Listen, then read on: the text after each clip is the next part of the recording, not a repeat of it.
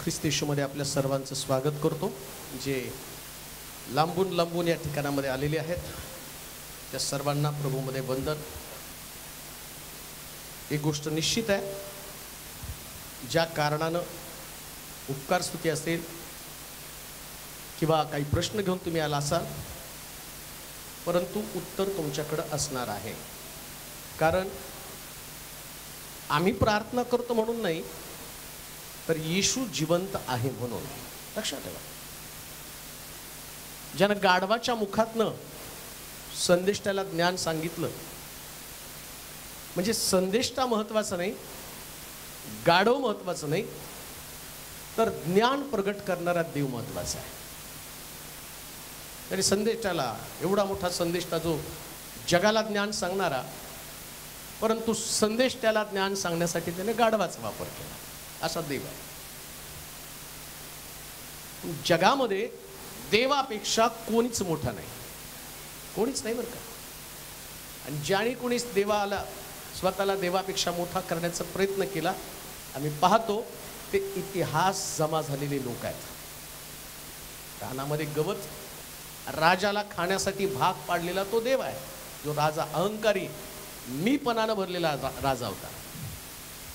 परंतु असा देवाचा हात त्याच्यावरती पडला की राजा रानामध्ये गवत खाण्यासाठी त्याला जंगलामध्ये देवानं पाठवलं.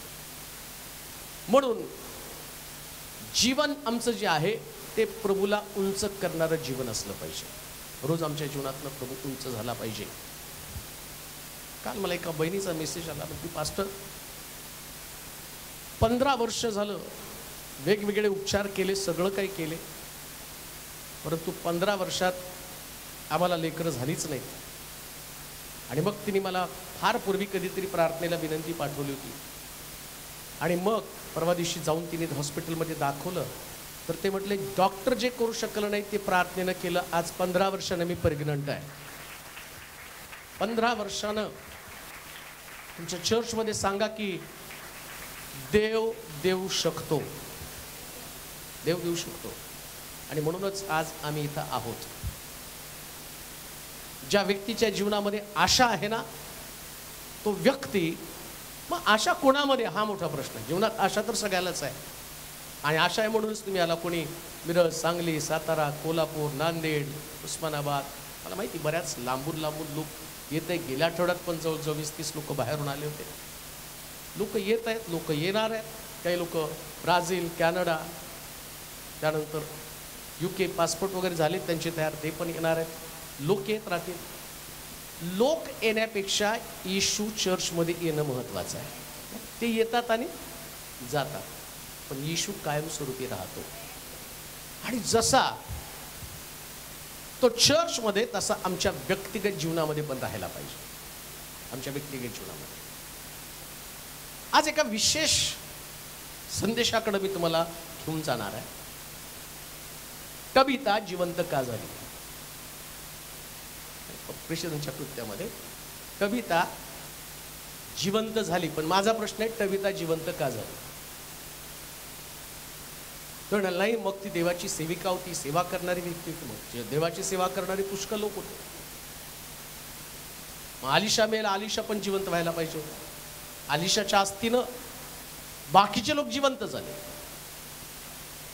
मग तुमचा प्रश्न हा पण असेल, मग लाजरसला पण येशूने जिवंत केलं ना. पण जिवंत झालेला लाजरस हो का जिवंत झाला, ते पण त्याचं उत्तर तुम्हाला कविता जिवंत का झाली या प्रश्नामध्ये मिळणार आहे. आम्ही पण बऱ्याच लोकांसाठी प्रार्थना करतो, आम्हालाही वाटतं त्या व्यक्तीने जिवंत राहावं. ऐका, काही गोष्टी मृत होतात, नुसती कविताच नाही. कविता एक एक्झाम्पल आहे. काही वेळेस आमचे आशीर्वाद जे आहेत ना, ते असेच या कवितेसारखे मृत झालेले असतात. परंतु सगळ्यांचेच आशीर्वाद सजीव होत नाहीत, त्यांच्यामध्ये जीवन येत नाही. मग कविता का जिवंत झाली? आता प्रेषितांच्या कृत्यामध्ये जर तुम्ही बघितलं तर अनेक सेवक मेलेत, विश्वास ठेवणारे लोक आहेत. काहींना तलवारीने चिरलं, काहींना गॅस चेंबरमध्ये टाकून मारलं, पण तबिता जिवंत का झाली? मी ते वाचता वाचता देवाला म्हटलं, देवा मला याचं उत्तर पाहिजे.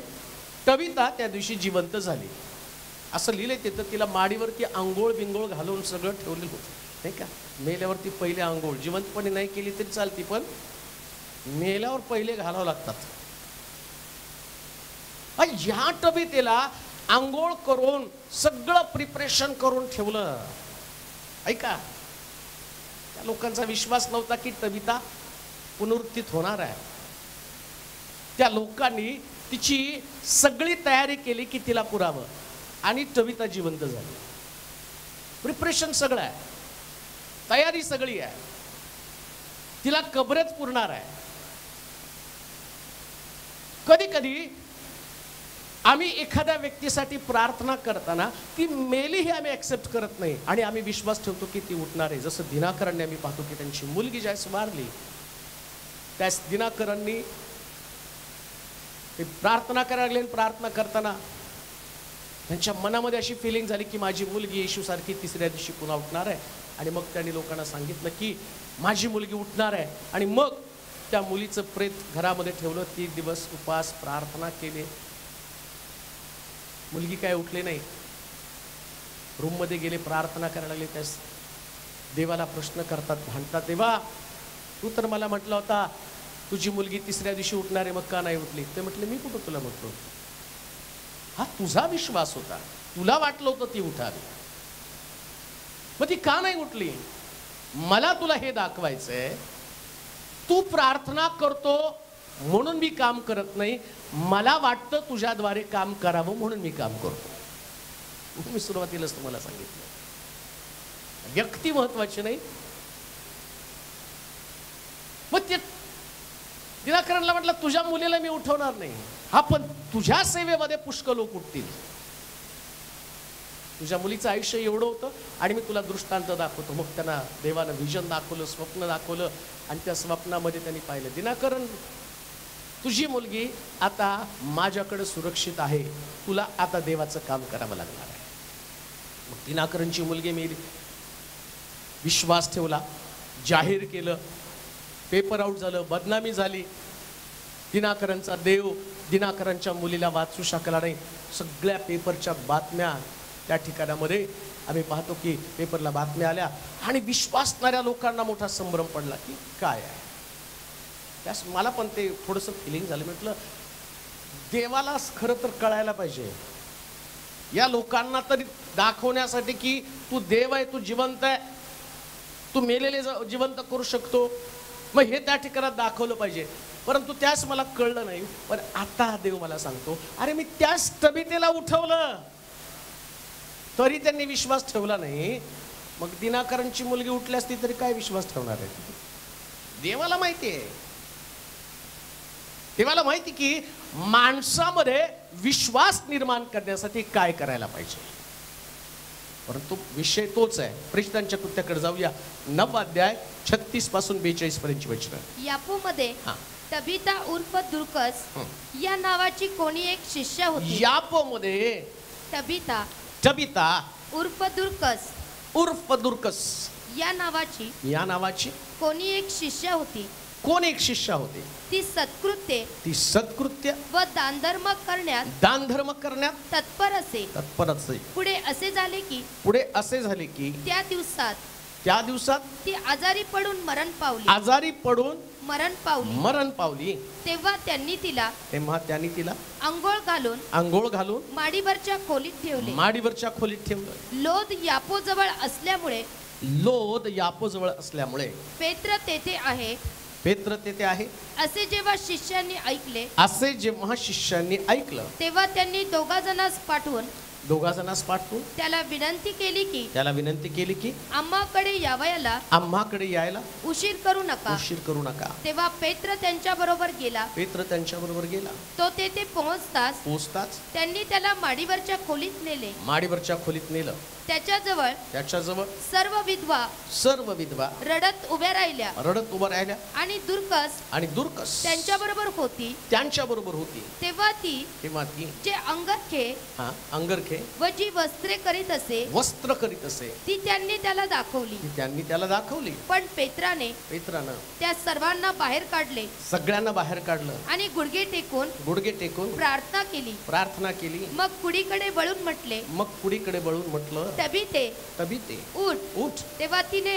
तेव्हा तिनं डोळे उघडले व पेत्राला पाहून ती उठून बसली. मग त्याने तिला हात देऊन उठवलं आणि पवित्र जनांना व विद्वांना बोलावून त्यांच्या पुढे तिला सजीव असे उभे केले. त्यांच्या समोर तिला सजीव असं उभं केलं. हे सर्व यापोमध्ये माहीत झालं आणि पुष्कळांनी प्रभूवर विश्वास ठेवला. नंतर असे झाले की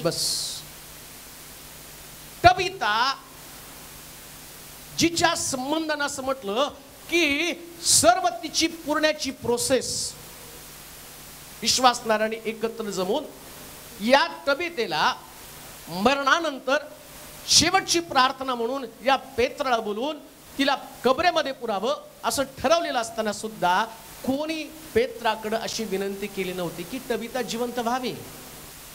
आम्ही तर पुष्कळ लोक रात्रंदिवस एकमेकासाठी मध्यस्थी करतो आणि आमच्या मध्यस्थीनं आमच्या प्रार्थनेनं हवी असलेली व्यक्ती जिवंत होत नाही. मग तबीतेमध्ये ती ना तिच्यासाठी कोणी मध्यस्थी केली, ना कोणी तिच्यासाठी रदबदली केली, ना कोणाला वाटत होतं ती जिवंत व्हावी. मग असं काय होतं की देवानं ठरवलं की मला तबीतेला जिवंत करायचंय. कधी कधी मध्यस्थी करणारं कोण नसतं, पण देव ठरवतो ही व्यक्ती मला पृथ्वी तलावरती पाहिजे. ऐका बरं का, खूप लोकांसाठी मध्यस्थी केल्या जातात मरणातनं त्यांना बाहेर काढण्यासाठी, त्याने जिवंत व्हायला पाहिजे. परंतु देव त्यांची प्रार्थना ऐकत नाही, पण तबीतेसाठी ती जिवंत व्हावी यासाठी कोणी रदबदली करायला तयार नाही. उलट आम्ही पाहतो की पेत्राला निरोप त्यांनी पाठवला, लवकर या म्हणण्याचा उद्देश काय का पाळकसाहेब लवकर या, लोक जमलेत, गर्दी झाली आणि आता मयत घेऊन जायची म्हणजे लोकांना गडबड असते की आता ही मेलेली व्यक्ती त्याच्यामध्ये पुरून टाकावी. ऐका, मग अशी कोणती गोष्ट या तबीतेमध्ये होती की ज्या तबीतेला, ज्याला म्हटलं की बिब्लिकली किंवा शास्त्रीय दृष्टिकोनातनं एक व्यक्तीसाठी ज्यास आम्ही प्रार्थना करतो, प्रभू त्यानं मरू नये, त्यानं जिवंत राहायला पाहिजे. आणि एखादी व्यक्ती ज्यास एवढी प्रार्थना करून मरते ना, त्यास आम्ही आमचा देवावरचा विश्वास एकदम टाकून देतो. आणि तो नाही, देवच नाहीये, देवानं आमची प्रार्थना नाही केली, का मेला?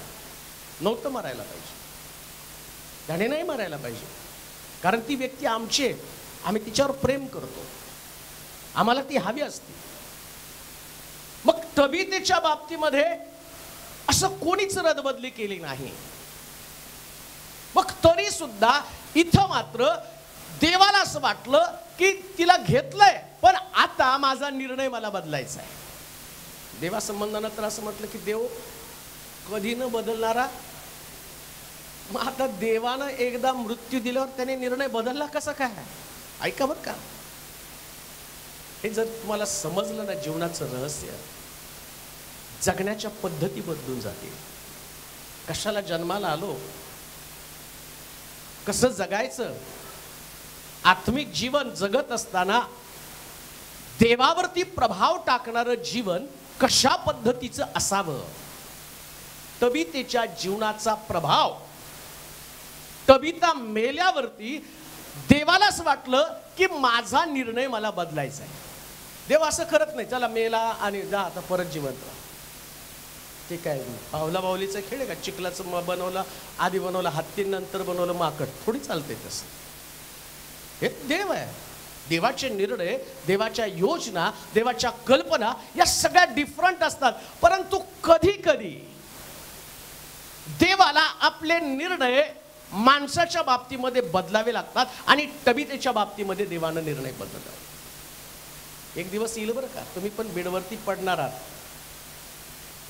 तुम्ही पण मराल. आणि मरताना तुम्ही देवाजवळ प्रार्थना कराल, देवा नेऊ नको नेऊ नको. सगळे नातेवाईक पण रडायला चालू करतील की नाही नाही एवढ्यात नेऊ नका, एवढ्यात नेऊ नका, राहू द्या. पण देव त्या प्रार्थना का ऐकत नाही याचं उत्तर मी तुम्हाला देवाच्या वचनातून सांगणार आहे. वाचूया पुन्हा ते वचन. यापोमध्ये तबिता उर्फ दुर्कस उर्फ दुर्कस. आता बघा याचा संदेश दुसऱ्या वेळेस दिल मी. दुर्कस उर्फ दुर्कस ते पुढच्या वेळेस कधीतरी आला नंबर लागला तर ऐकू. पण आज कविता का जिवंत झाली ते वाचणार आहोत.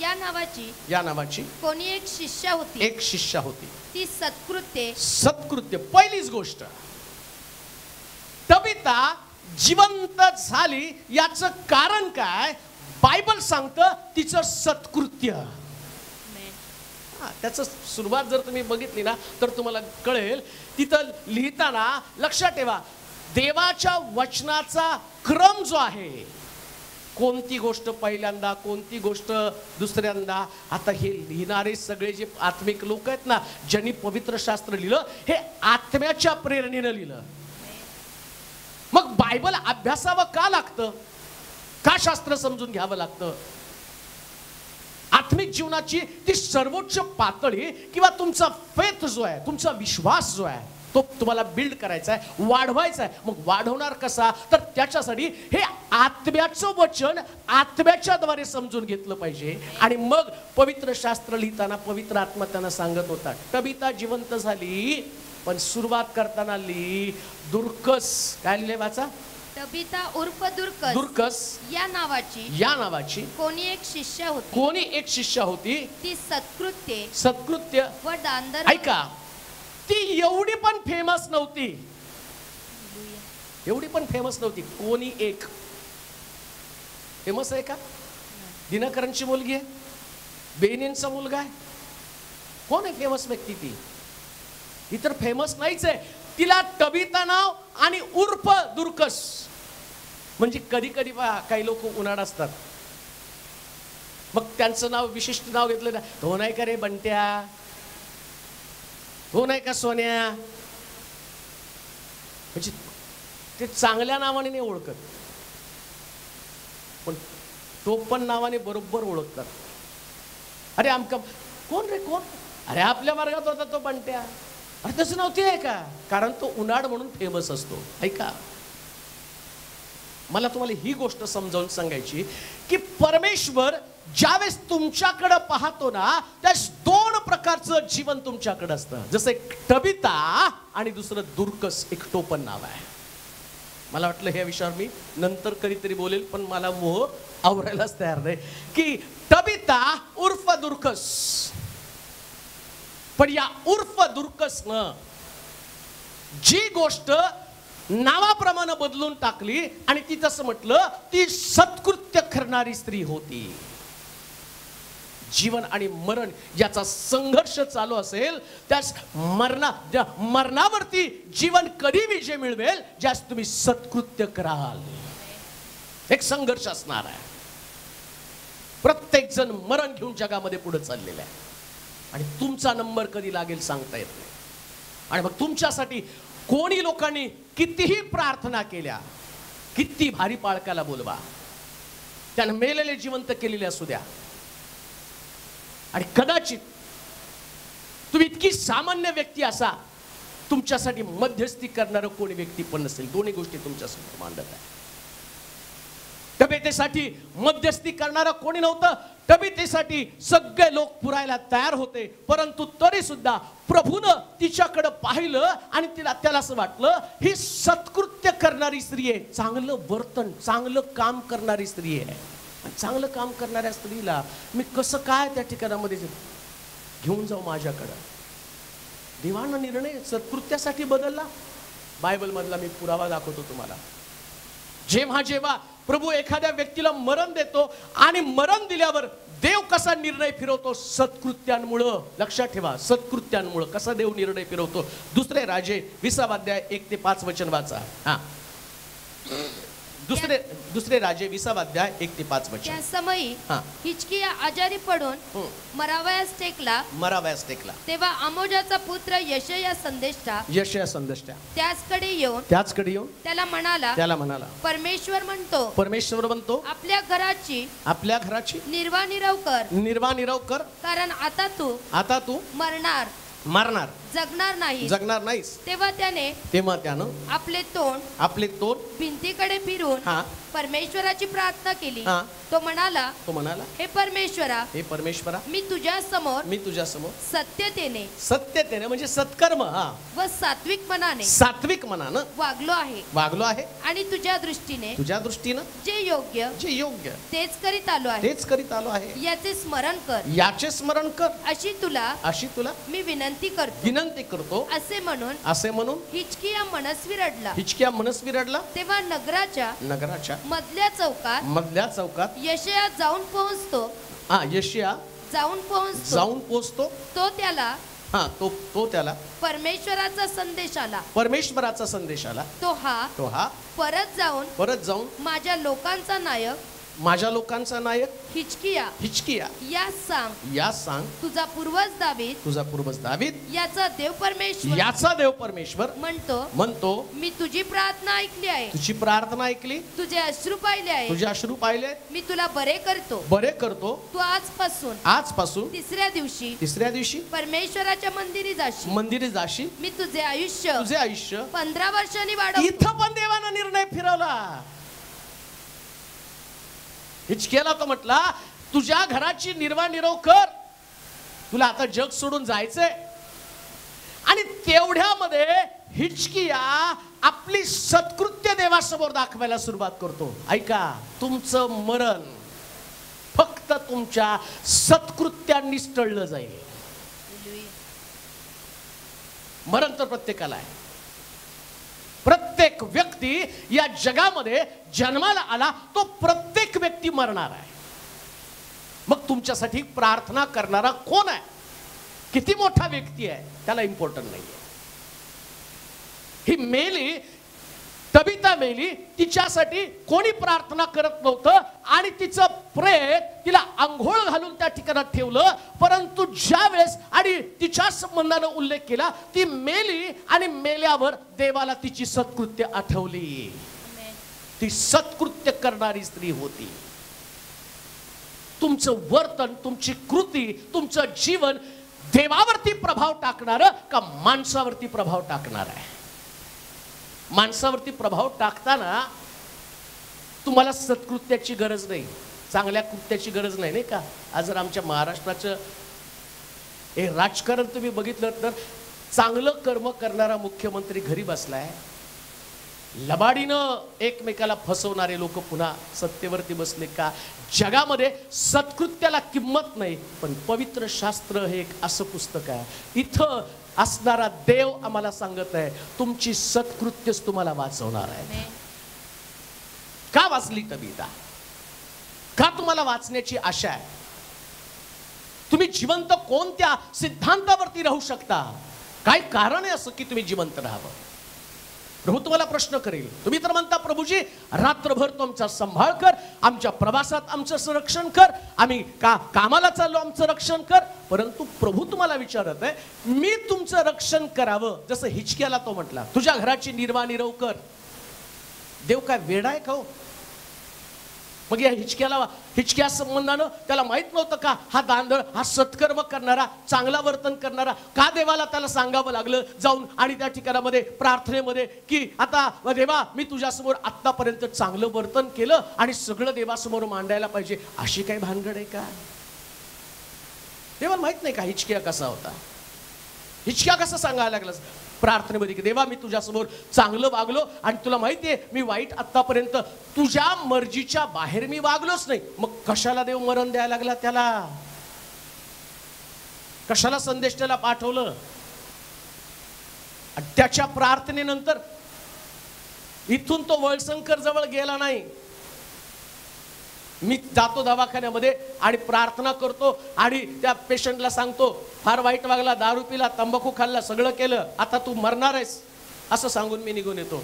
आणि तेवढ्यात तो पेशंट तिथं बसून देवा मी आता पश्चाताप करतो, मी दारू पिणार नाही, मी सिगरेट पिणार नाही, मी मारामारी करणार नाही, मी जुगार खेळणार नाही. आणि तिकडून देवाचं मन बदलतं. आणि तेवढ्यात मी अजून येऊन चर्चमध्ये टेकत नाही तर देव मला सांगतो जाऊन सांग मी त्याला वाचवले म्हणून. कुठल्या तोंडाने जाऊन? प्रश्न तो नाही, प्रश्न तो पेशंट म्हणेल हा खोटा संदेश आहे. आत्ता तर मला म्हटलं होतं की मरणार आहे आणि आत्ता अजून टेकला नाही तोपर्यंत येऊन सांगतो देवानं तुला वाचवलं, तुझं आयुष्य 15 वर्षानं वाढवलं. कसं शक्य आहे? काय अशी गोष्ट आहे की जी देव त्याच्या लोकांना शिकवण्याचा प्रयत्न करत आहे? देव शब्द माघारी घेतो, कधीच देव शब्द माघार घेत नाही. मरणासंबंधीचा शब्द एकदा मरण दिलं. आता परमेश्वराच्या दृष्टीने वाचावर ते वचन, पहिलं वचन 1-2-3 वाचा. पहिली वचन त्या समयी हा यापूमध्ये ते नाही प्रेष्य त्या समयी दुसरे राजे त्या समयी हा. हिजकिया आजारी पडून हा. मरास टेकला. तेव्हा आमोजाचा पुत्र यशया हा. संदेशचा त्याचकडे येऊन हा त्याला म्हणाला परमेश्वर म्हणतो आपल्या घराची निर्वाणीराव कर, कारण आता तू मरणार जगणार नाहीस. तेव्हा त्यानं आपले तोंड भिंतीकडे फिरून परमेश्वराची प्रार्थना केली. तो म्हणाला हे परमेश्वरा मी तुझ्या समोर सत्यतेने व सात्विक मनाने वागलो आहे. इथं हा व्यक्ती देवाला सांगत आहे मी सात्विकपणे सत्यतेनं तुझ्या मनाला येईल तसं वागलो आणि आता तुम्हाला आजार देऊन कशाला मारत आहे? कशाला तुम्हाला जगातनं घेऊन जात आहे? प्रश्न तोच आहे माझा. देवाला माहित नाही का हे? आठवण करून द्यावी लागली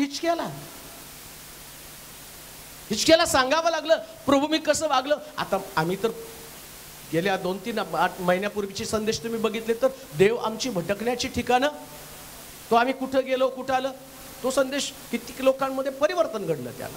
मग देवाला सगळं माहिती आहे. तुम्ही काय बोलला ते पण मी तुम्हाला दाखवून दिलं. तुम्ही बोललेला शब्द पण देवाला माहिती आहे. मग देव एवढं सगळं बारकाईनं आणि याचं सगळं विसरून गेलं का? नीट ऐका बरं का, नीट ऐका. त्याला जगामध्ये असणाऱ्या लोकांना, जे तुम्ही आणि मी विश्वासणारे लोक, चर्च मंडळी या नात्यानं एक कशा प्रकारचं जीवन जगावं याच्यासाठी काही हिरो तयार करायचे असतात. प्रभूला एक स्टोरी तयार करत नाहीत का? एक पिक्चर तयार करताना एक स्टोरी तयार करावी लागते. त्याच्यातला जो ऍक्टर असतो आणि ते पात्रासाठी विशेष प्रकारचं काहीतरी लिहावं लागतं. ऐका बरं का, स्टोरीमध्ये एक पात्र असतं आणि तो हिरोला बघितलं जातं. जसं सलमान खानला बघितलं की त्याने नुसती मारामारीच करायला पाहिजे नाही का, 100 गुंड मारले की त्याचा पिक्चर. आणि एवढ्या सगळ्या सुंदर सुंदर हिरोईन बरोबर तो फिरतो, त्याचं लग्नच नाही हो. काय स्टोरी? पण ती स्टोरी बघायला सगळीकडे धावपळ नाही का, तो पिक्चर बघायला. पण बायबल मधला हा जो देव आहे, हा देव या जगामध्ये असणाऱ्या लोकांसाठी एक स्टोरी लिहित आहे. आणि त्याला माहितीये की तबिता नावाची एक स्त्री प्रेषितांच्या कृत्यामध्ये मरणार आहे आणि ती मेल्यावर मला तिला हिरो बनवायचंय, तिला जिवंत करायचंय. पण अशी कोणती घटना अगोदर मला घडवावी लागणार आहे? जसं येशू ख्रिस्त मारला जावा, 30 रुपयाला विकला जावा म्हणून त्यानं योसेपाला 20 रुपयाला विकलं, येशू ख्रिस्तला 30 रुपयाला विकलं. ही स्टोरी लिहिण्याचं काम केलं होतं. तसं तबिता जिवंत व्हावी याच्यासाठी आणखीन एक स्टोरी कुठली? हिजकियाचं आयुष्य पुन्हा 15 वर्षानं वाढावं आणि स्टोरी लिहिली जावी की का तबिता जिवंत झाली? कारण तिचं सत्कृत्य. हिजकियाचं आयुष्य 15 वर्षानं का वाढलं? त्याचं सत्कृत्य. तुमचं आयुष्य पण का वाढणार? तुमचं सत्कृत्य प्रियानो, सत्कृत्य, चांगलं कर्म. प्रत्येकाचं जीवन देव तपासतो, पाहतो. तुमच्याकडे पण व्याधी, विकार, आजारपण, लढाई, झगडा, अपयश, पराजय, संघर्ष, वर जाणं, खाली येणं, नाकारलं जाणं, लाथाडणं, लोकांकडनं तुमची हेटाळणी होणं, अनेक प्रकारच्या प्रश्नात तुम्हाला जावं लागणार आहे. पण तुमचं जीवन त्याचा संघर्ष थांबणार नाही. तर लक्षात ठेवा, ज्या दिवशी तुमची सत्कृत्य दिवस आठवेल त्या स्मरण तुमच्याकडे येणार नाही, तर प्रभू तुम्हाला त्या अवस्थेतनं बाहेर काढेल. याच्यासाठी त्यानं तबीतेला जिवंत केलं. सत्कृत्य, चांगलं कर्म करत राहा. सत्कृत्य असं त्या ठिकाणामध्ये असं लिहिलं की ती चांगलं करणारी स्त्री होती. मग देवानं तिला जिवंत का केलं त्याचं कारण लक्षात ठेवा. चांगले लोक जर जगातनं निघूनच गेले, ते मेले, तर जगाला चांगल्या लोकांची किंमत किंवा चांगले लोक काय आहे त्याचं उदाहरण तरी कसं असणार आहे. मग ज्या तबीता जिवंत होईल ना, त्याच लोकांचं तिथं असं लिहिलंय, शेवटी जर तुम्ही वाचलं तर तिथे लिहिलं की त्याच्यामुळे लोकांनी देवावरती विश्वास ठेवला. त्याच्यामुळे लोकांनी देवावरती विश्वास ठेवला. कधी लोक देवावरती विश्वास ठेवतील? ज्यावेळेस सत्कर्म करणारा व्यक्ती मरणाच्या दाढेतनं बाहेर येईल ना, त्याच लोक देवावरती विश्वास ठेवतील. दारू पिणारा, मारामाऱ्या करणाऱ्या, चोऱ्या करणारा, याचा हा जर व्यक्ती जिवंत झाला तर लोक थोडी देवावरती विश्वास ठेवणार आहेत. मग कोणामुळे लोक देवावरती विश्वास ठेवील? चांगले करणारे लोक. म्हणून एक गोष्ट लक्षात ठेवा, सगळ्यांच्या जीवनाची मर्यादा देवानं ठेवलेली आहे. माझं जीवन मर्यादित आहे. मी रोज सकाळी उठल्यावर मला माहिती आहे देवानं दिलेला आजचा एक दिवस बक्षीस आहे. मला उद्याच्या दिवसाची गॅरंटी नाही. काय माझ्या शरीरात आजार नाही, अमकं नाही, तमकं नाही, नाही हो. आजारामुळं मरत नाही आम्ही. देव बोलवतो मग आम्ही मरतो. देव बोलवतो तो म्हणतो चला हिचकी आपल्या घराची, हे जीवा खा पी मजा कर, तुझा आत्मा आज तुझ्यापासून काढून घेण्यात येणार आहे. देव ठरवतो. मग सत्कृत्य करत असल्यावर कधी कधी तुम्हाला मरण येतं आणि तिकडं देव म्हणतो नको नको, एवढ्यात नको न्यायला, राहू दे अजून थोडे दिवस. का म्हटलं त्याचं कारण पण आम्ही तपासणार आहोत. त्याच्यानंतर दुसरी गोष्ट आपण वाचूया, 9 अध्याय 36 वचन. यापोमध्ये तबीता उर्फ दुर्कस या नावाची कोणी एक शिष्य होती. ती सत्कृत्य व दानधर्म करण्यात म्हणजे कोण लोकांचं आयुष्य वाढतं? बोला की बोला दानधर्म करणार. चेंगटाचं वाढेल का? तबीता का जिवंत झाली? कारण ती दानधर्म करणारी होती. हालेलुया. काही लोक एवढे आजारी पडतील पण दवाखान्यात जाणार नाहीत. आणि मग ते प्रार्थना करा, पैसे सोडायचे नाही म्हणून प्रार्थना करा. पैसे सोडायचे नाहीत. तुम्हाला माहिती का, तिच्या संबंधानं म्हटलं ती विधवा होती.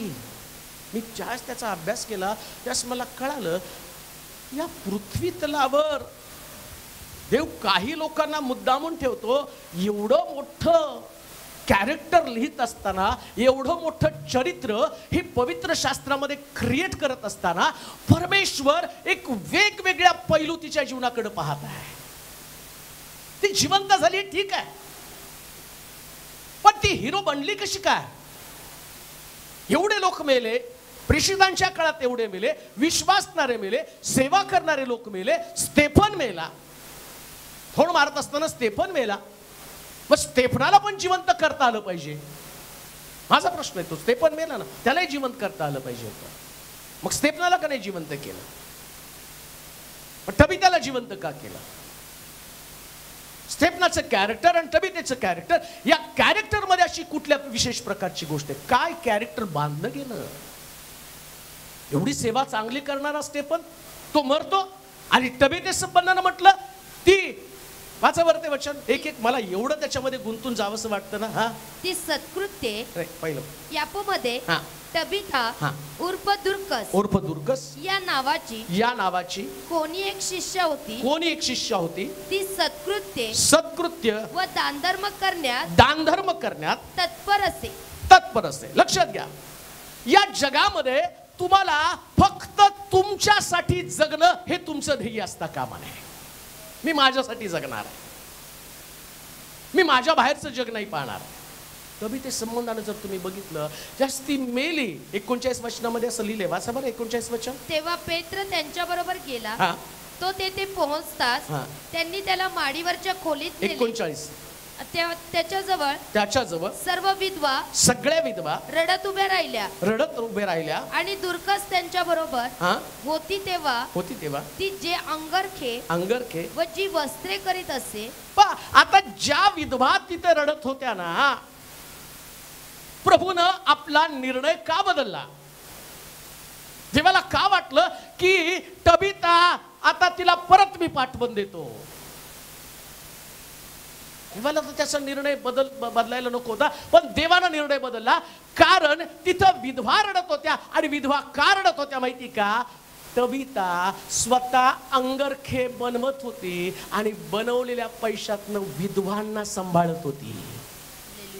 विधवा त्यांनी तिथं लिहिलंय. त्या विधवा त्यांनी पेत्राला बोलवलं आणि सांगितलं, पेत्रा सांगताना त्यांचे अश्रू आवरेना. ते म्हटले, बघ ही स्त्री, ही जी तबिता आहे ना, या तबितेनं हे सुंदर वस्त्र बनवत होती आणि ती प्रार्थनाशील तर होती, कारण पेत्र तिला ओळखत होता. लक्षात घ्या, नुसतं प्रार्थनाशील असू नये, नुसतं चर्चला जाणारं असू नये, नुसतं आणि आराधना करणारं असू नये. त्याच्या पलीकडं आमचं व्यक्तिमत्व घडावं. आणि ते व्यक्तिमत्व कोणतं?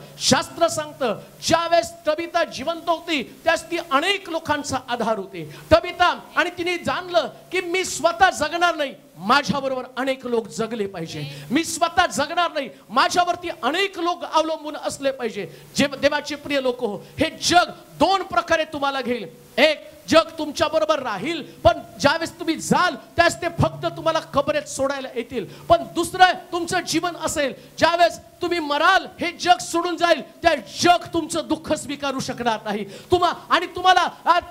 तुम्ही त्यांच्यापासून जाणं किंवा तुम्ही त्यांच्यापासून तुटणं हे जग कधीच स्वीकारू शकणार नाही. जसं आम्ही पाहतो ज्या पंडितरामाबाई वागली आणि पंडितरामाबाईनं ज्या पद्धतीनं आम्ही पाहतो एवढ्या सगळ्या अनाथ मुलींचा सांभाळ केला. जसं आम्ही पाहतो की संत मदर तेरेसा यांनी ज्या पद्धतीचं जीवन जगले, स्वतः आणि इतके चांगली सुंदर असणारी 17 वर्षाची मुलगी, परंतु तिनं आपलं जीवन समर्पित केलं. मला प्रश्न तोच आहे, या जगामध्ये देवानं तुम्हाला ठेवावं याच्यासाठी अशी कोणती गोष्ट, असा कोणता प्रभावी तुमचा स्वभाव आहे की तो देवावरती प्रभाव टाकू शकतो? जगण्याची तुमची पद्धत काय? तुम्ही जन्माला आला, तुम्ही कष्ट करता, तुम्ही पैसा साठवता, तुम्ही पैसा मिळवता, परंतु लक्षात ठेवा, पैसा तुमच्या बरोबर रडणार नाही, पण ज्यांना तुम्ही मदत कराल एक दिवशी ते तुमच्यासाठी रडणारे असणार आहे.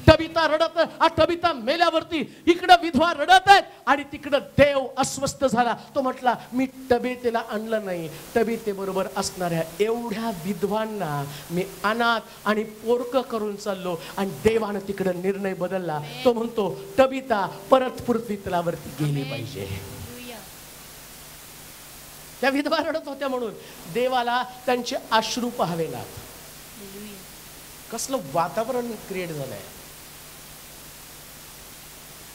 तिसरा दिवस, चौथा दिवस झाल्यावरती त्या लोकांनी केलेल्या गोष्टी आणि त्या ठिकाणामध्ये एकमेकाला दाखवतात, परंतु त्या विधवा अजून तबितेचं प्रेत तिथंच आहे. आणि पेत्राला 39 वचन परत वाचा. तेव्हा पेत्र त्यांच्या बरोबर गेला. तो तेथे पोहोचताच त्यांनी त्याला माडीवरच्या खोलीत नेले. त्याच्याजवळ सर्व विधवा रडत उभ्या राहिल्या. आणि दुर्कस त्यांच्या बरोबर होती त्यांच्या बरोबर होती तेव्हा ती जे अंगरखे व जी वस्त्रे करीत असे ती त्यांनी त्याला दाखवली. एक गोष्ट ध्यानात ठेवा, प्रार्थना सगळ्यांच्याच ऐकल्या जाणार नाहीत. आजारी पडल्यावरती फार सोपं आहे, बाळक साहेब खूप सिरियस आहेत, प्रार्थना करा. आणि विचारा, बरं काही लोक तुम्ही उपवास करून प्रार्थना करा. मी उपवास केलो आणि अंगावरती माझ्या घाय जरी केले तर देव म्हणेल, अरे दान धर्म कधीच केला नाही. दान धर्म कधीच केला नाही. त्यांनी जगले स्वतःसाठी, स्वार्थी जीवन घेऊन जगलेत. प्रश्न तोच आहे, किती लोकांना तुम्ही आतापर्यंत जिवंत राहण्यासाठी मदत केली? किती लोक तुमच्यामुळे जगले? तबिता उर्फ दुर्कस ही जी स्त्री आहे, या स्त्रीनं तिच्या जगण्याचं ध्येय बनवलं होतं ते काय, माझ्या बरोबर विधवा जिवंत राहाव्यात, माझ्या बरोबर. आणि ती नुसतंच प्रार्थना करणारी नाही, लक्षात ठेवा, नुसतं प्रार्थना ही तुमची ओळख असू नये. लक्षात ठेवा, परमेश्वर सगळ्या गोष्टीचा हिशोब ठेवतो आणि स्मरण करतो. प्रेषितांच्या कृत्यामध्येच 10व्या अध्यायामध्ये 31 वचनामध्ये वाचा, तुम्हाला कळेल. प्रेषितांचं कृत्य 10वा अध्याय 31 वचन. करनेल्या, तुझी प्रार्थना ऐकण्यात आली आहे. तुझी प्रार्थना ऐकण्यात आली आहे. प्रार्थना ऐकली आणि देवासमोर तुझ्या दानधर्माचे स्मरण करण्यात आले आहे. म्हणजे ज्यावेळेस तबिता मेली, तबिता मरत असताना इथं या स्त्री संबंधानं असं म्हटलं ती दानधर्म करणारी होती. आणि ज्यावेळेस त्या विधवा या पेत्राला तिनं बनवलेले सुंदर सुंदर अंगरखे दाखवायला लागले, त्या तिकडं हे सगळं स्मरण स्वर्गातनं देव पाहतो. आणि पाहताना ही चर्चा, आणि देवाला आठवलं, हिला का न्यावं मी, ही सामान्य स्त्री नाहीये, हिला या पृथ्वी तलावर राहणं गरजेचं आहे. हिचा दानधर्म अनेक घरांना स्थिर करणार आहेत. या विधवेंच्या घरामध्ये असणारी कमतरता फक्त तबिताच दूर करणार आहे. विधवेंचे अश्रू फक्त तबिताच आणि पुसून टाकणार आहे. आणि परमेश्वर जसं कर्नेलिसच्या दानधर्माचं स्मरण केलं, तसं तबितेच्या दानधर्माचं स्मरण केलं. लक्षात ठेवा, एखादा भुकेला व्यक्ती, एखादा निरक्षित व्यक्ती, एखादा आणि ज्या व्यक्तीला छत नाही, ज्याची मदत करण्यासाठी देवाचा आत्मा तुम्हाला सांगत असेल, बिनदक्कत करा, का याच्यानंच तुमचं आयुष्य वाढतं. याच्यानंच तुमचं आयुष्य वाढतं. दानधर्म इथं असं म्हटलं, कर्नेलिस सुद्धा दानधर्म करणारा व्यक्ती आहे. दानाला दान नुसतं नाही म्हटलं, दान काय हो, दान, दान हा धर्म आहे. ख्रिश्चन हा धर्म नाही. कुठला धर्म आहे? ख्रिस्ती धर्म सांगितला का? धर्म कोणता आहे? दान धर्म. दान हा धर्म आहे. ख्रिस्ती हा अनुभव आहे. तो ख्रिस्त आल्यामुळं हे दातृत्व आमच्यामध्ये येतं. ख्रिस्त आल्यामुळं का? कारण ख्रिस्ताचा स्वभावच देणं आहे. ख्रिस्ताचा स्वभाव देणं आहे. म्हणून जगताना स्वार्थी जगू नका. तुमच्या बरोबर 4 लोक जिवंत राहिले पाहिजेत. 4 लोक जिवंत राहिले पाहिजेत. नेहमी 4 लोक सांभाळण्याची ताकद तुमच्यामध्ये ठेवा. 4 लोक सांभाळले पाहिजेत. नाहीतर कुत्रे पण जगतात, प्राणी पण जगतात. आम्हाला तसं नाही जगायचं. माणूस म्हणून देवानं तुम्हाला पृथ्वी तलावरती ठेवलं ना, आणि ते ठेवत असताना आमचं जगणं हे देवावरती प्रभाव टाकणारं असलं पाहिजे. प्रिया, दाखला तुम्हाला बऱ्याच वेळा माहिती आहे पवित्र शास्त्रामध्ये. श्रीमंत माणूस आणि दरिद्री लाजरस दोघं पण मेले. श्रीमंत माणसाचं कोणतंच पाप पवित्र शास्त्रामध्ये सांगितलं नाही की ज्याच्यामुळे तो जाऊन नरकामध्ये पडावा. तो काय दारू पित होता का? फक्त ख्याली खुशालीचं जीवन, माहित नाही त्याच्या ख्याली खुशालीमध्ये काय होतं. पण ते ख्याली खुशाली जी आहे ना, त्याच्या राजवाड्याच्या बाहेर आणि महालाच्या बाहेर एक दरिद्री असणारा व्यक्ती आणि कोडानं भरलेला व्यक्ती, फोडानं भरलेला व्यक्ती तो बाहेर पडलेला आहे. परंतु श्रीमंत माणूस स्वतःमध्ये एवढा मग्न झाला की त्या गरीब असणाऱ्या लाजरसचे फोड आणि त्याचं भुकेसाठी असणारी तडफड त्याच्या लक्षामध्ये आली नाही. आणि मग काय झालं? देव प्रत्येकाला मरण देतो. लाजरसही मेला, श्रीमंत माणूसही मेला. आणि शास्त्र सांगतं हा लाजरस देवाच्या जवळ आणि श्रीमंत माणूस नरकामध्ये यातना भोगत आहे. का? कारण यानं श्रीमंती मिळवली, पण यानं ते अंतःकरण मिळवलं नाही ज्या अंतःकरणामध्ये दानाचा धर्म होता. याचा धर्म श्रीमंती बनली. याचा धर्म काय बनला? तो म्हणतो दुसऱ्याचं जेवढं मला लुबाडता येईल तो श्रीमंत असाच नाही बनला. जग काय म्हणतो, मी कुणाचं कुभांडानं घेतलं असेल चौपट परत करतो. अशीच नाही श्रीमंती त्याला मिळाली, त्यानं लुबाडलं.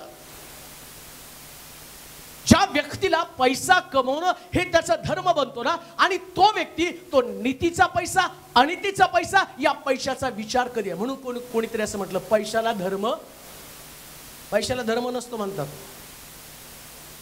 धर्म असता तर लगे आपल्याकडेच आला असता ना, है की नाही? चला ख्रिस्ती लोक आहेत, ते देवाचे लोक आहेत, त्यांच्याकडं पैशाला कुठला आलाय धर्म? ज्यांना ख्रिस्त माहित नाही त्यांच्याकडे डबुल्या नाही, है की? लाख कोटी, 1.25 लाख कोटी अंबानीला काय कमी हो? आणि आम्हाला धर्म माहिती असून अहो पैशाला धर्म नसतो ना. आणि आम्हाला धर्म माहिती आहे, आम्ही पैसा धर्म नाही, दान हा धर्म आहे, हा धर्म आहे. ही गोष्ट ध्यानात ठेवा. तो येशू म्हटला नाही का, जर तू लहानातल्या लहान व्यक्तीला काहीतरी करशील, धर्म करताना लहान मोठा तरुण तोंडातनं कधी कधी येतं नाही का, हे मला धट्टा खट्टा काम करता येत नाही का, ते तोय लिहू शकतो. साहेब तुमच्या घरी घेऊन जा ना का आम्हाला, न्या बरं. नाही जमतो द्यायचं नाही तर बोलू नका. पण मी म्हणतो अशा वेळेस कमीत कमी कोणी मागितलं तर द्या, का तर तो तुमचा धर्म आहे, का तर ते तुम्हाला आशीर्वाद देतात. लक्षात ठेवा, ते म्हणतात ना तुमचं कल्याण हो. मग तो म्हटला मी उडावतो त्यास तुम्हाला वस्त्र दिलं, मी निराश्रित होतो त्यास तुम्हाला घर दिलं. तो प्रभूजी मी तुला कधी घर दिलं, मी तुला कधी वस्त्र दिलं? अरे तो उघडा होता ना, त्याच्यामध्ये मी होतो रे. तो निराश्रित होतो ना, त्याच्यामध्ये मी होतो. तू त्याला घरी नेलं आणि मी तुझ्या बरोबर घरी आलो. मी आलो तुझ्या बरोबर घरी. कुणा भावाला, कुणा बहिणीला, कुणा दुःखित व्यक्तीला, ज्याची खरी गरज आहे. परत आता ते सांगतो, ज्याची खरी गरज आहे. नाही तर कोण 10 रुपयाला हात पळतो, चटका द्या त्याच्या हाताला. नाही तर धर्म करायला जाताल तुम्ही, धर्माने दिसरच करून ठेवा. तंबाखूला कोणी मागितलं तर देऊ नका, दात पाडा त्याचे. त्याला सांगा आमच्या पालकाने सांगितलं, आणि त्याची डेअरिंग असेल तर माझ्याकडे घेऊन या. तुम्ही जे राहिलेले मी पाडतो, घेऊन या त्याची. तबिता धर्म करणारी व्यक्ती, दान धर्म करणारी व्यक्ती होती. वाचू परत 31 वचन, प्रेषितांचं कृत्य 10 अध्याय. यापूमध्ये तबिता उर्फ दुर्कस या नावाची कोणी एक शिष्य होती. ती सत्कृत्ये 39 प्रेषितांचं कृत्य 10 अध्याय 31 वचन. कर्नलस तुझी प्रार्थना ऐकण्यात आली आणि देवासमोर तुझ्या दानधर्माचे स्मरण करण्यात आले आहे. प्रार्थना ऐकली आणि स्मरण वेगळं आहे बरं का. कधी कधी प्रार्थना ऐकली जाती, विनंती मांडली जाती. कधी कधी म्हणतात नाही का, त्यांनी बोलले होते बरं का त्या दिवशी, त्याची प्रार्थना आहे. स्मरण म्हणजे काय माहिती का, 4 लोक, ऐका स्वर्गातलं दृश्य मी तुम्हाला समजावून सांगतो. स्वर्गामध्ये देव आहे, 24 वडील आहेत, कोट्यावधी देवदूत आहेत, पिता पुत्र पवित्र आत्मा स्वर्गात पण जातो. तिथं लुसिफर पण स्वर्गामध्ये जातो, तो पण तिथं पोचतो. सगळं चालू आहे, सभा चालू आहे. आणि त्याच्यामध्ये लुसिफर या मंडळीतले किंवा माझ्या संबंधानं, आणि तिथं चर्चा चालू असताना तो लुसिफर सांगतो, प्रभू मारलं का तू तबितेला? तो म्हणतो मारलं. आणि मग त्यांची चर्चा चालू आहे, आणि चर्चा चालूच असताना आता येशू तर मरण देत नाही, सैतानाकडनं मरण आहे, परंतु आम्ही पाहतो तो मरण त्या तबितेला देत असताना तिथं चर्चा चालू आहे, देवदूतांबरोबर चर्चा चालू आहे, आणि पित्याची पुत्राबरोबर चर्चा चालू आहे. आणि त्या चर्चेमध्ये पुत्र पित्याला आठवण करून देतो, तबिता दानधर्म करणारी होती बापा. एवढ्या मोठ्या स्वर्गामध्ये करोडो लोकांचा हिशोब ठेवला जातो, आणि त्याच्यामध्ये दानधर्माची चर्चा स्वर्गामध्ये. इमॅजिन करू शकता तो. आठवण चर्चा, स्मरण म्हणजे चर्चा, आठवण केली. कशाची आठवण? दानधर्म. विधवा 2 टोल्या टाकत होती, तिची आठवण झाली, आठवण केली. जे तुम्ही कोरोनाच्या काळामध्ये लोकांना मदत केली ना, मला वाटतं रवी फाळके आहेत का? मेसेज तर दिसतात त्यांच्या. आहेत का? तरी त्या कोरोना काळामध्ये हमखास मला काही पाळक लोकांना मदत करण्यासाठी पैसे पाठवून द्यायचे की पाळक साहेब तुम्ही, आम्ही तर कोणाला ओळखत नाही, आणि तुम्ही आमचं नाव पण कोणाला सांगू नका. आणि मग मी ते शोधून काढायचो आणि त्यांना सांगायचो, अशा अशा लोकांनी तुमच्यासाठी पैसे पाठवले, नाव मी सांगू शकत नाही, पण तुम्ही त्यांच्यासाठी प्रार्थना करा. तुम्हाला माहिती का, याचं स्मरण स्वर्गामध्ये देव करतो. हे दानधर्म, हे दानधर्म, हे कुठंतरी कोणासाठी तरी आपण करतो ना. हे आम्ही जन्माला कशासाठी आलो माहिती का, आम्ही कोणाची तरी मदत करण्यासाठी जगात आलो. दुर्खस, तबिता, ही स्वार्थी मनोवृत्ती तिच्यामध्ये नव्हती. विधवा रडत होत्या आणि त्या विधवा त्या ठिकाणामध्ये दाखवत होत्या. वाचूया पुन्हा 39 वचन. तेव्हा पेत्र त्यांच्या बरोबर गेला. तो तेथे पोहोचताच तिसरा मुद्दा मी सांगणार आहे. 39 वचन. त्याच्याजवळ सर्व विधवा रडत उभ्या राहिल्या आणि दुर्कस त्यांच्या बरोबर होती तेव्हा ती जे अंगरखे व जी वस्त्र करत असे ती त्यांनी त्याला दाखवली. आता माझा तिसरा मुद्दा, दुर्कस किंवा तबिता जिवंत का झाली. पहिला मुद्दा आम्ही पाहिला की या तबिते संबंधानं म्हटलं की पृथ्वी तलावर ती सत्कृत्य करणारी स्त्री. एक व्यक्तीचं जीवन तिला परत कधी मिळतं, जर तुमचं कर्म चांगलं असेल. मेल्यावर कब्रस्तानमध्ये सगळेच येतात आणि जाता जाता चर्चा असतात त्यांच्या, बरं झालं गेलो, फार त्रास दिला सगळ्याला. मग ह्याच्यासाठी पाळक कशी प्रार्थना करणार, जिवंत करा. बाकीचे लोक गॅरंटी देतात. कर्मच तुमची तशी आहेत, तुमची कर्मच तुम्हाला मारून टाकणार आहे.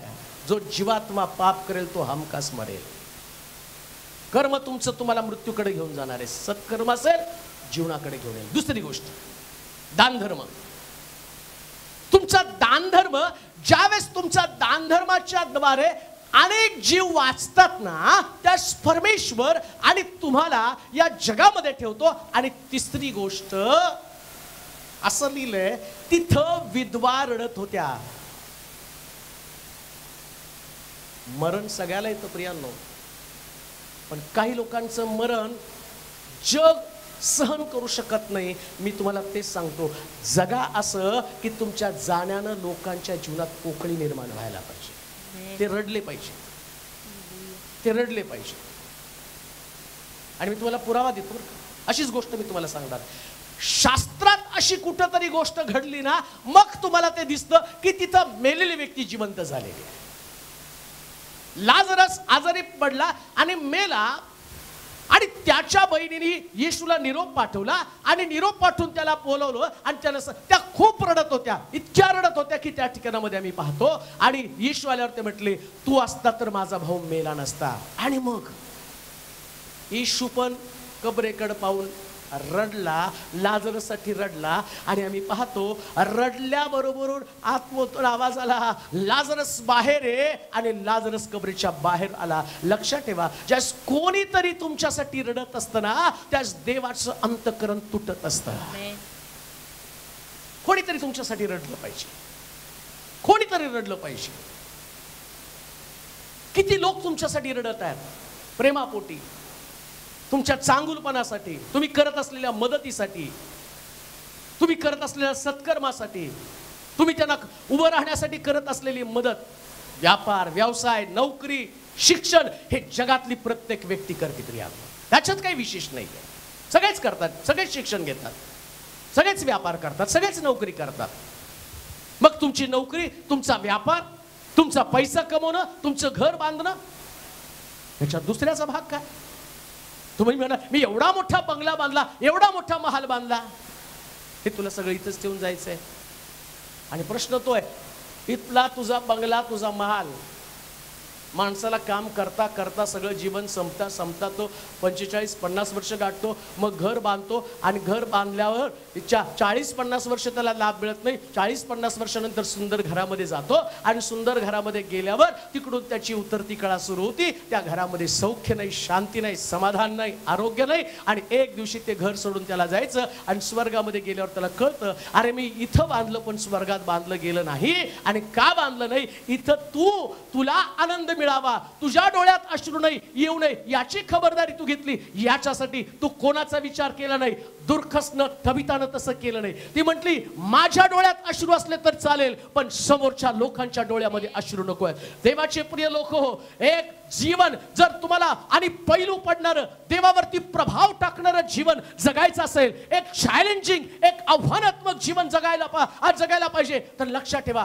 कोणाच्या डोळ्यामध्ये अश्रू आणू नका. भले तुमच्या डोळ्यामध्ये अश्रू येऊ द्या, परंतु असं जगा, असं जगण्याचं आणि पद्धत अंगीकारा की जगताना सुद्धा तुम्ही मराल त्या लोकांना तुमच्या जाण्याची आणि एक प्रकारचं दुःख व्हायला पाहिजे. जसं अतीव दुःख या स्त्रियांना झाला. शास्त्र सांगतं त्या रडत होत्या.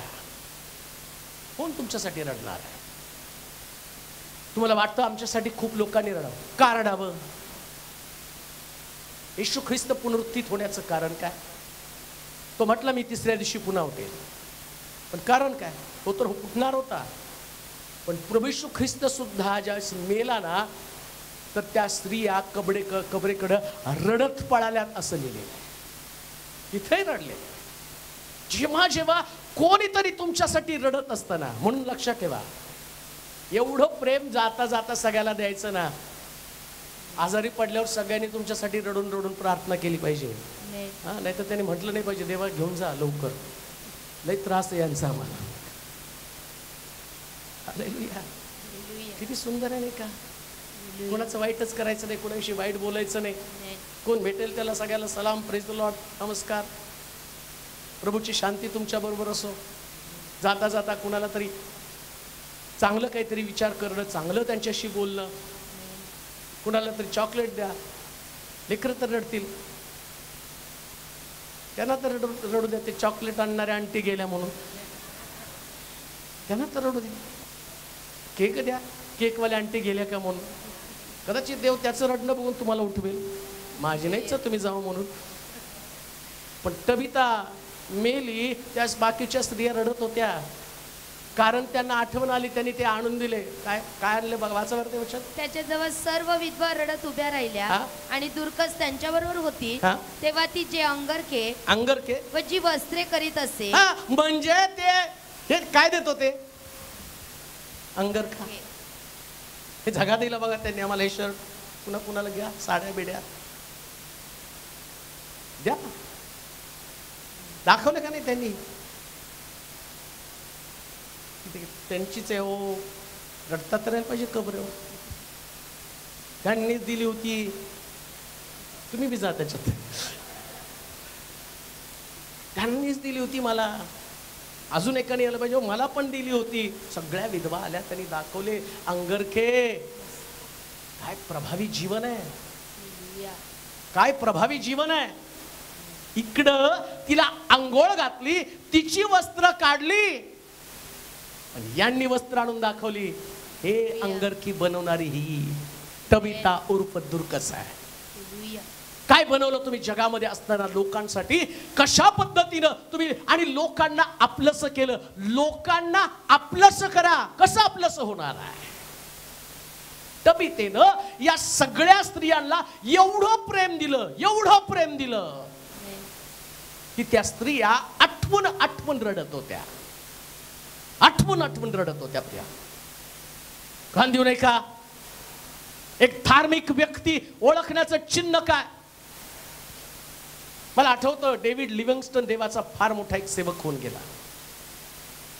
वयाच्या 20व्या वर्षी आपला देश त्यानं सोडला. आणि त्याचं चरित्र जर तुम्ही बघितलं ना, तो कॅरेक्टर किंवा तो दिसायला एवढा सुंदर, एवढा जबरदस्त, एखादा ऍक्टर त्याच्या समोर फिका पडेल असला डेव्हिड लिव्हिंगस्टन. आणि देवानं त्याला सेवेसाठी बोलवलं आणि त्याचा देश त्यानं सोडला. कॉलेज केलं त्याने, देश सोडला आणि आफ्रिकेच्या घनदाट असणाऱ्या जंगलांमध्ये आदिवासी लोकांमध्ये सेवा करण्यासाठी निघाला. की जे लोक नरभक्षक होते, माणसं दिसले की मारून खायचे. आणि मग हा डेव्हिड लिव्हिंगस्टन तिथे गेला. गेल्याबरोबर तिथली भाषा शिकले. कित्येक वेळा त्याच्यावरती हल्ले झाले. मग त्या फूड पॉइझनिंग झालं, काही भयानक प्रकारचे आणि जहरीले किडे त्याला चावले. सगळ्यातनं वाचत डेव्हिड लिव्हिंगस्टन सेवा करत राहिला. आणि मग अनेक वर्ष गेल्यावरती त्याचे जे मित्र होते त्या मित्रांनी एकदा आठवण केली की डेव्हिड लिव्हिंगस्टन गेला कुठं. चेक करायला पाहिजे. मग त्यांनी सरकारी सगळी कागदपत्र पाहिली तर कळालं की डेव्हिड लिव्हिंगस्टन आपला देश सोडून तो आफ्रिकेच्या त्या खंडामध्ये जाऊन सेवा करत आहे. मी शॉर्टमध्ये स्टोरी सांगत आहे, परंतु मोठी स्टोरी येते. मग त्याचा एक मित्र मोठा पत्रकार होता आणि तो पत्रकार त्या आफ्रिकेच्या घनदाट जंगलामध्ये निघाला आणि जाता जाता त्याला ते समजायला तर नाही कुठं जावं, परंतु त्यानं पाऊल टाकल्याबरोबर ज्या बेटावरती गेला त्या बेटावरती डेव्हिड लिव्हिंगस्टन म्हटलं की लोक सांगायचे तुम्ही पुढे जा, तुम्ही पुढे जा. तो म्हणतो मी तिथं गेल्यावर मला कळालं डेव्हिड लिव्हिंगस्टन जाता जाता प्रत्येक बेटावरती आपल्या पावलाच्या खुणा ठेवून गेला. का? कारण त्या ठिकाणच्या लोकांचं परिवर्तन झालेलं होतं. आणि मग तो व्यक्ती तिथं शेवटी डेव्हिड लिव्हिंगस्टन जिथं होता तिथं जाऊन पोचला. पाहतो तर काय, आता 40 वर्षाच्या सेवेनंतर त्याचं शरीर एवढा गोरापान देखणारा डेव्हिड लिव्हिंगस्टन, आणि तो लिव्हिंगस्टनला त्यानं पाहिलं आणि पाहिल्यावरती गाल आत गेलेले आहेत, हातापायाचं हात सगळे हाडावरती कातडं चढलेलं आहे आणि डोळे खोल गेलेले. अशा अवस्थेमध्ये तिथं त्याला पाहिलं आणि त्याच्या मित्राला रडू आलं आणि तो म्हटला डेव्हिड तू आणि मी संगतीच करिअर सुरू केलं. माझ्याकडे बंगला आहे, गाडी आहे, सरकारचं सगळं काही माझ्याकडे आहे, माझं कुटुंब आहे, माझा परिवार आहे. तुझ्याकडे काय डेव्हिड? तुझ्याकडे काय? तो म्हटला ज्या दिवशी मी हे जग सोडून जाईल त्यास माझ्याकडे काय हे तू तुझ्या डोळ्याने पाहशील. तो व्यक्ती तिथं 8 दिवस थांबला. डेव्हिड लिव्हिंगस्टन मृत्यूच्या शय्येवरती पडलेला होता आणि सगळ्या आफ्रिकेतल्या हडकुळ्या लोकांच्या रांगा तिथं लागल्या होत्या. त्या डेव्हिड लिव्हिंगस्टनचा मित्र म्हणतो की मी पाहिलं डेव्हिड लिव्हिंगस्टन मृत्यूच्या त्या पंथास लागलेला आहे आणि त्या बाजेवरती पडलेला आहे आणि हजारो लोक अवतीभोवती रडत आहे आणि त्यांची प्रार्थना एकच होती, प्रभू या व्यक्तीला परत पाठव, प्रभू या व्यक्तीला परत पाठव. त्यास मी आणि स्वतः धाय मोकलून रडलो. तो म्हटला मी पैसा मिळवला पण यानं माणसं मिळवली, मी पैसा मिळवला पण यानं स्वर्ग राज्य मिळवलं. देवाचे प्रिय लोक, जगण्याचा प्रभाव असा असू द्या की तुम्ही काय मिळवलं याच्यापेक्षा तुमच्या भोवती किती लोक रडत आहे. डेव्हिड लिव्हिंगस्टनच्या भोवती या खंडातले लोक रडत होते आणि त्यांची प्रार्थना होती, बाप देवा माझ्या डेव्हिडला परत पाठव, देवा माझ्या डेव्हिडला परत पाठव. तुम्ही जग सोडून जाल त्यास तुमच्यासाठी रडणारे किती असतील.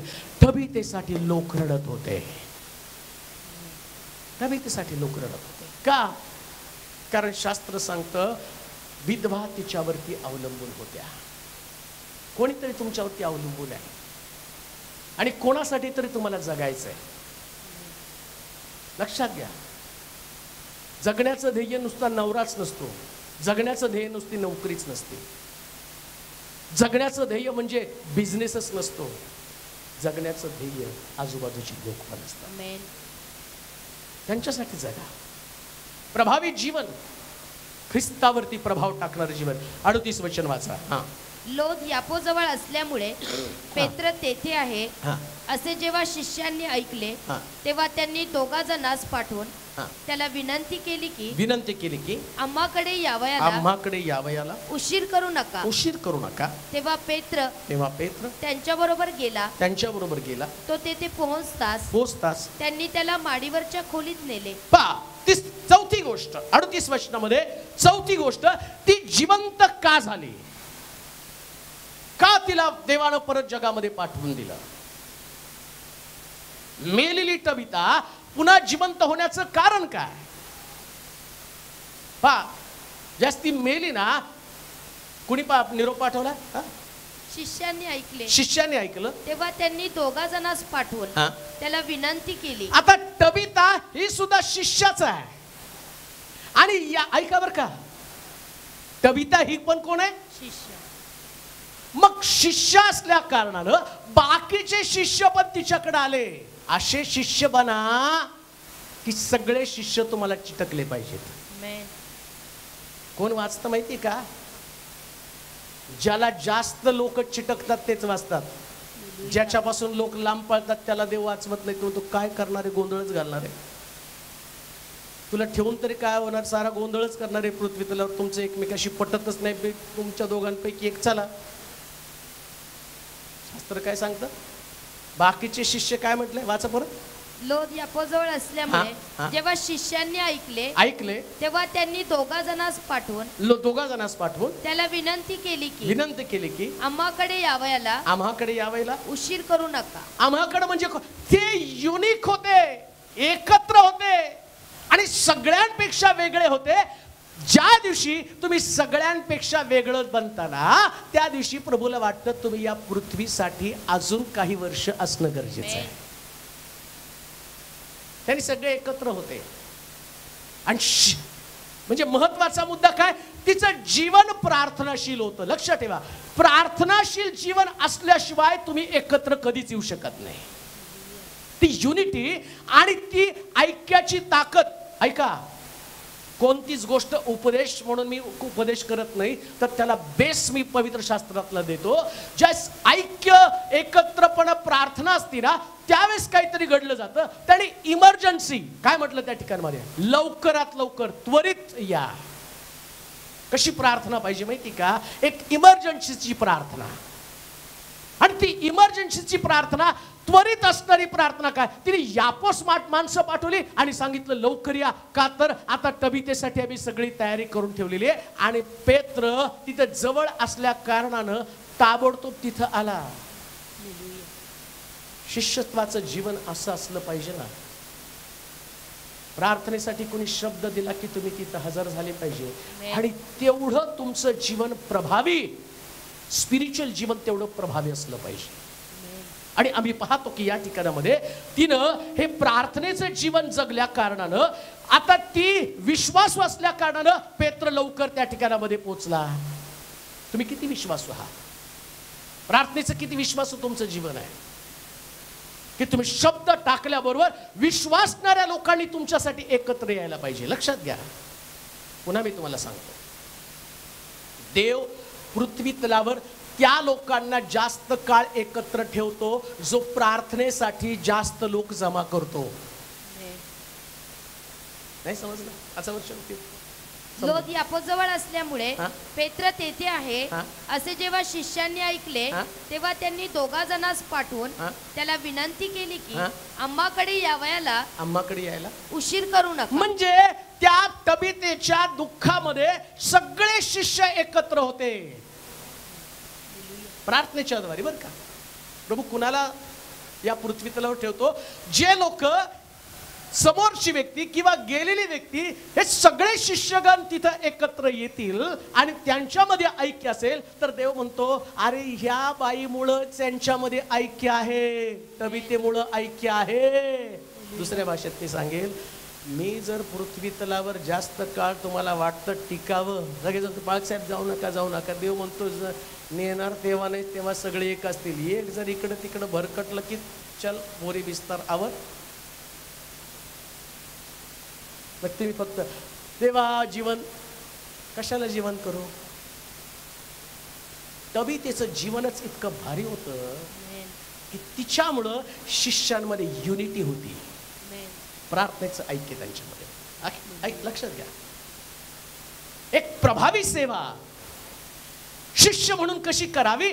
आणि मग इकडं हा पेत्र आला आणि पेत्राला आता पवित्र आत्मा सांगत आहे की तबिता जिवंत होणार आहे. का? कारण त्याला माहितीये 133 स्तोत्रामध्ये म्हटलं भा बंधूंचं ऐक्यानं एकत्र येणं किती चांगलं आहे, मनोरम. पुढे परमेश्वराने आशीर्वाद म्हणजे अनंतकालिक जीवन देण्याचे ठरवलंच ना. तिथं तबिता मेली पण यांच्या युनिटीने परत ती जिवंत झाली, ऐक्याने एकत्र आल्यावरती. मी असं म्हणतो, संतगण विश्वासणारे लोक ज्या ऐक्यानं एकत्र येतील ना, त्या जगातली न घडणारी गोष्ट सुद्धा घडली जाते. तबिता मेलेली जिवंत झाली. जे लोक मला युट्यूबवरून ऐकत आहात, सेवकांनी मरू नये, लवकर जग सोडून जाऊ नये. करोना काळामध्ये पुष्कळ सेवक गेले, वाईट वाटलं, परंतु त्यांना जर तुम्हाला जिवंत ठेवायचं असेल तर ते पैशानं जिवंत राहणार नाही, पण ऐक्यानं 100% जिवंत राहतील. 100%. देवाला त्याच्या सेवकाच्या गरजा ठाऊक आहे, देव गौरवानं पूर्ण करतो. तरुण सिंहासई वाहन पडेल, त्याची उपासमार होईल, पण धार्मिकाला कोणत्याच चांगल्या गोष्टीची भान पडणार नाही. देव देतो त्याला, पण सेवकाला जिवंत ठेवण्यासाठी जी प्रेरणा लागते ना, ती म्हणजे युनिटी, ते ऐक्य, ते प्रार्थनेचं ऐक्य. आणि या तबीतेच्या मृत्यूच्या द्वारे हे सगळे परत एकत्र आले. पेत्र पण लांब गेला होता आणि त्यांना एकत्र आले. आणि इकडं हे एकत्र आल्याबरोबर देव म्हणतो, आता तबीता परत जिवंत व्हायला पाहिजे. का? कारण माझा उद्देश हेच होतं, मंडळी एकत्र येईल, त्यास मोठं काम पुन्हा सुरू होईल. ही युनिटी. तबीता का जिवंत झाली याचं कारण. शेवटची गोष्ट वाचूया, प्रेषितांचं कृत्य 9 अध्याय 40 आणि 42 वचन. पण पेत्राने त्या सर्वांना बाहेर काढले आणि गुडघे टेकून प्रार्थना केली. मग कुडीकडे वळून म्हटले, तबीते उठ. तेव्हा तिने डोळे उघडले. पेत्राला पाहून ती उठून बसली. मग त्याने तिला हात देऊन उठवले आणि पवित्र जनांना व विद्वांना बोलावून त्यांच्या पुढे तिला सजीव असे उभं केलं. पहा, शेवटचा मुद्दा ऐका. जाता जाता मी तुम्हाला सांगितलं ना, सगळ्याच लोकांसाठी केलेली प्रार्थना ते लोक जिवंत होऊ शकत नाही. ते नाही जिवंत होणार. मागच्या मला वाटतं महिन्यामध्ये एक हॉस्पिटलमध्ये पेशंट होता आणि मग त्या 2 स्त्रिया यायच्या, इथं बसायच्या, प्रार्थना करायच्या, जायच्या. शुक्रवारी प्रार्थनेला आले, रविवारी प्रार्थनेला आले. प्रार्थना करणं आमचं का. मग एकदा रात्री 10 साडे 10 डॉक्टरने सांगितलं की तुमचा पेशंट मेला. मग ते आले, एवढा गोंधळ करायला, कसंच मेला. आणि गेट दन दन दन दन दन दन आधायला लागले. कर्नाटकचे नाहीच मरायला पाहिजे. मग सगळे जमा झाले, इकडचे तिकडचे. ते पाळकाला बोलवा, तुमच्या पाळकाला बोलवा. आता काय मी नाडी जाऊन तपासणार आहे. गेला तो गेला. मला माहिती ना, जिवंत ठेवून प्रभूची हेतू, प्रभूचा उद्देश तर सफल व्हायला पाहिजे. उद्देश काय सफल? तबीतेच्या बाबतीमध्ये ती जिवंत झाली. यापोमध्ये अनेक लोकांनी देवावरती विश्वास ठेवला.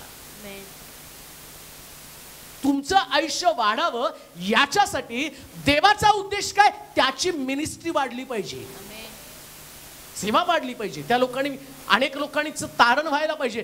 ती जिवंत झाली आणि प्रभूची सेवा वाढली. म्हणजे सेवा करणाऱ्या लोकांना देव त्याचं आयुष्य वाढवतो.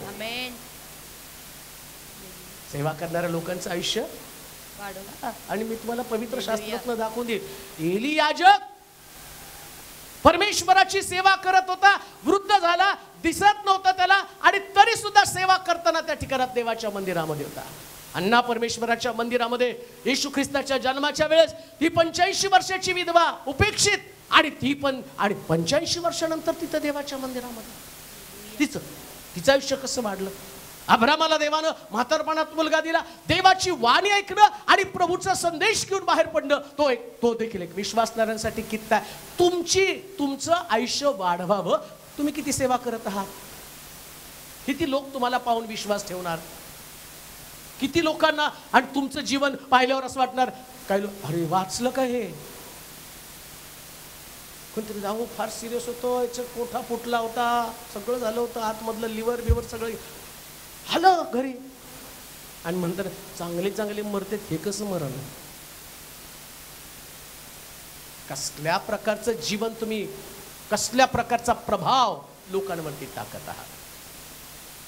मी असं लिहिलं, तबीता जिवंत झाली आणि यापोमध्ये सगळीकडे ते शुभवर्तमान पसरलं. असंच लिहिलं ना, वाचा. हे सर्व यापोमध्ये माहीत झाले. हा, यापोमध्ये माहीत झालं. आणि पुष्कळांनी प्रभूवर विश्वास ठेवला. नंतर असे झाले, बस, पुष्कळांनी प्रभूवर विश्वास. म्हणजे देवाला या जगामध्ये कोणाला जिवंत ठेवायचं, कोणाला न्यायचं, उद्देश काय देवाचा?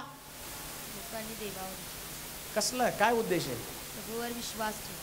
बोला की आता काय वाचलं आपण? प्रभूवर विश्वास. कशासाठी त्याला जिवंत करायचंय? पण नाही, तो मला नाही मारायला पाहिजे. आणि काय लोक म्हणतात, नाही आम्ही लुळं पांगळं सांभाळू. याच्यात काय देवाचं गौरव आहे? हे झालं तुमचं प्रेम.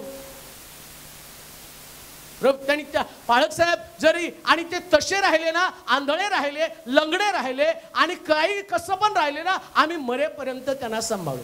देव म्हणतो उद्देश माझा काय आहे, लोकांनी या व्यक्तीच्या जगण्याच्या द्वारे माझं राज्य वाढावं आणि लोकांनी देवावरती विश्वास ठेवा. म्हणून लक्षात ठेवा, हे डोक्यातनं काढून टाका, हा व्यक्ती जगलाच पाहिजे. मला पुष्कळ लोकांचे कॉल येतात, वाचेल का? मी फक्त प्रार्थना करतो. प्रार्थना करणं माझं काम आहे. आणि काय रे, वचन द्या एखादं. कसलं वचन देऊ? ते आजारी पडल्यावर कुठलं वाचावं? सगळं बायबल वाचा. तुम्हाला लागलंय ते पोपटाने एक चिठ्ठी काढली, ह्याच्यात काय निघालं, त्याच्यात काय निघालं, ही रेषा कुठं जाते, ती रेषा कुठं जाते, सगळ्या रेषा मातीत जाते. चांगला विचार करा. तुमचं जगणं याच्यानं देवाचं राज्य वाढणार आहे का? लक्षात घ्या, तुमचं जगणं याच्यानं देवाचं राज्य वाढणार आहे का? आणि ज्याच देवाला कळतं, हा व्यक्ती जर आत्ता मी घेऊन गेलो, ऐका, जर त्या दिवशी टबिता उठलीच नसती, या पोतल्या लोकांचं तारण झालं नसतं. लक्षात येते का तुमच्या? का टबिता उठली? जर टबिता उठली नसती तर यापोतल्या लोकांचं तारण झालं नसतं. देवाकडं सगळ्यांसाठी प्लॅन, सगळ्यांसाठी योजना, आणि देव त्याच्या योजनेप्रमाणे आमच्या जीवनावरती प्रभाव टाकत असतो. टबिता का उठली? यापोचं तारण व्हावं म्हणून टबिता उठली. कान देऊ नाही का? एक व्यक्ती तिचं जीवन देवावरती कधी प्रभावी आणि प्रभाव टाकतं, ती व्यक्ती सेवा करणारी व्यक्ती असती. आणि त्या व्यक्तीच्या आणि जगण्यानं अनेक लोकांना देव दिसतो. ती देवाच्या दृष्टिकोनातनं फार महत्वाचं असतं. आणि म्हणून शास्त्र सांगतं, कविता उठण्याचं 5वं कारण काय? तिच्या जिवंत होण्याची साक्ष आणि लोकांच्या विश्वासामध्ये वाढ. तिच्या जिवंत होण्याची साक्ष आणि लोकांच्या विश्वासामध्ये वाढ. तुम्ही किती लोकांच्या विश्वासामध्ये वाढ करता? ऐका बरं का, पुन्हा मी तुम्हाला सांगतो, असं लिहिलंय शास्त्रामध्ये, अडखळण कोणास होऊ नका.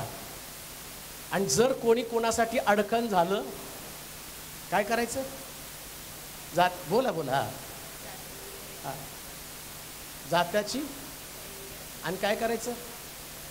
कशाला? मराव त्याने. वर पण येऊ नये लवकर. त्याला शोधायला ते फायर ब्रिगेडच्या लोकांना पण सापडलं नाही पाहिजे. अशी तळे घाला आणि कुठं टाका? कुठे टाका? कुठं? खोल तळात एकदम दिसू देऊ नका कोणाला. म्हणजेच एखादी व्यक्ती अडखळ म्हणजे सेवा न करणारा व्यक्ती तो कुठे आहे?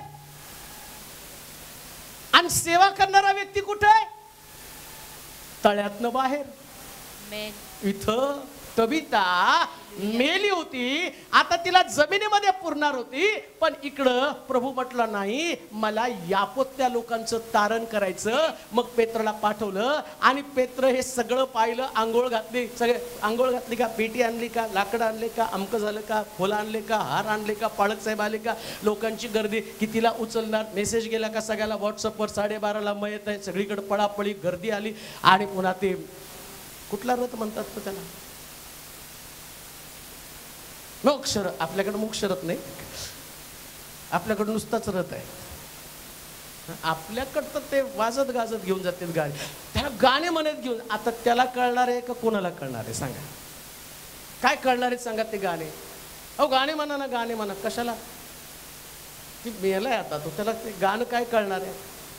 बरं, चर्चमध्ये गात नाहीत, तिथं जांभया देत बसतील. आणि तिथं मढ्यासमोर एवढे जोर जोरात गाणे गायचे, सियोन देश हमारा देश,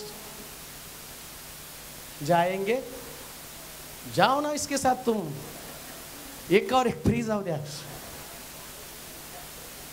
प्रभू याला पण घ्या आतमध्ये.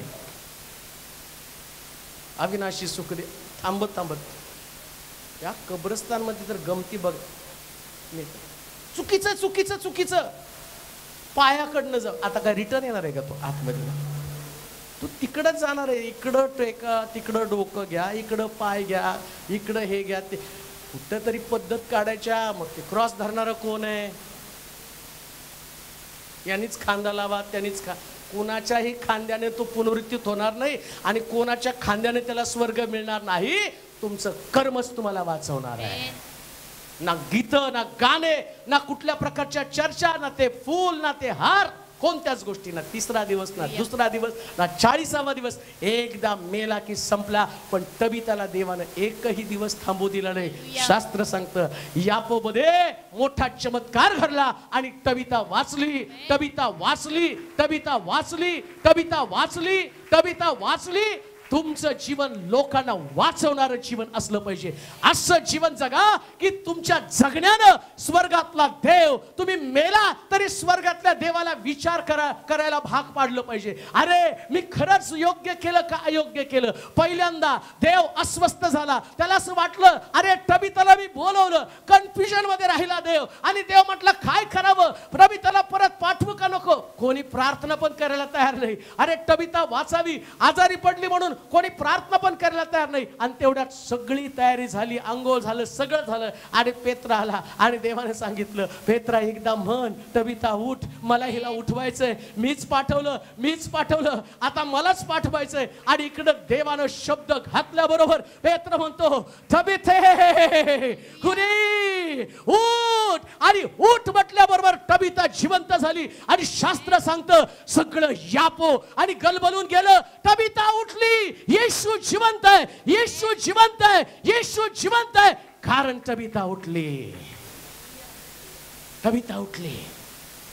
आम्ही उठावं या नकारात्मक विचारसरणीमधनं आणि प्रभूला म्हणावं प्रभूजी असं जीवन जगायला शिकव की ते जगल्यानंतर लोकांना माझ्या जीवनाचा हेवा वाटेल.